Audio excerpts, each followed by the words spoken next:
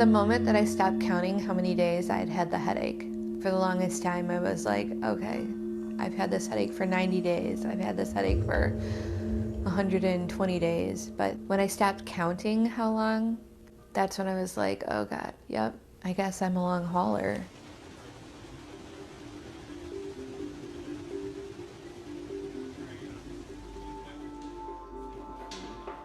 I was first diagnosed with COVID on December 1st. Initially, the diagnosis was surprising. I did all of the things. I social distanced, I sanitized, I wore masks.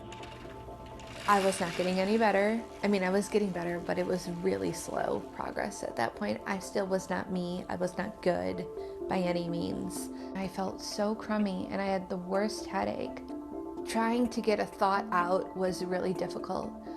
And then my walking started to be kind of weird, where I had to kind of think about the steps I was taking. How are you doing today, baby? Oh my. Mm-hmm. What hurt you? My head. In some studies, 30% of people, even with mild to moderate disease, can have ongoing long COVID symptoms. The number one thing across the board that we're seeing is fatigue. Some patients, it may just be they're able to function and they can go to work, and then I have some patients that are so fatigued they can't get back to work and they can't get out of bed. I think when people say fatigue, we all have an idea of just being a little tired, but this goes beyond anything that I have ever felt in my life. It is an incapacitating fatigue. Some of the other symptoms are headache, hair loss, the loss of sense of smell and taste, memory and attentional problems. My short-term memory is severely affected. What were you just asking me for that I kept saying I have to go to the grocery store? Bags. Ziplocs. I struggle with just walking from one room to the next, remembering something. I turned my mirror into basically a dry erase board. I have a dry erase marker in my bathroom, and immediately when I think of things, I start writing it down. My keys were taken away from me because it became very clear that I can't do the simplest of tasks in just day-to-day living, that I certainly shouldn't be driving. It's been difficult in some ways because my mom's always been such a strong, independent person, and from going to doing things all by herself to asking for help for every little thing, like just driving to the store, that was kind of hard to watch and witness. Literally overnight, my independence was taken away, my intelligence was taken away, and my identity was taken away. If you had asked me before, who are you?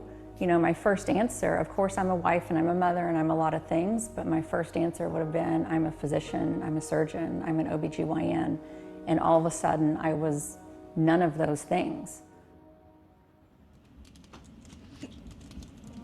Routine is super important to me because if I fall out of routine, I definitely miss things. And I live by timers because I really don't have a concept of time. I don't know how long 5 minutes has been. I don't know how long a half hour has been. The Chrissy 2 years ago was just unstoppable. I mean, I was like a million miles a minute, constantly on the go, smiles from ear to ear. This has really flipped my world upside down. How do you feel as an observer watching your wife go through this? Oh, it's heartbreaking. There was a day where I was at work and her memory was really bad that day. We'd been texting back and forth, and I had told her that I had to go because I had a call, so I said I had to go. When I came back, I just told her we're done. She started text bombing me, oh, hey, I'm gonna get better, I'm working very hard, and then I finally realized, and she thought I wanted a divorce. This one hits you.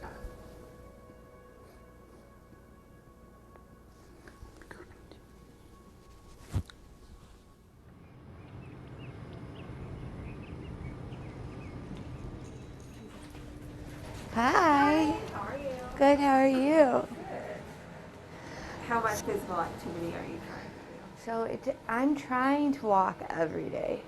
it is not happening every day, but I am trying. So every day I do something to progress, even on my hard days, even on days that I don't feel good. I'm trying to do something to make life worth living and to progress, to get better in some way, even if that just means adapting. So I've seen a gradual and good improvement, and I think we'll, expect to continue to see that. Absolutely. Yeah. It's been a crazy year. I'm not comfortable in this situation. I'm not comfortable being a long hauler. I'm not willing to accept this for being my life and my future.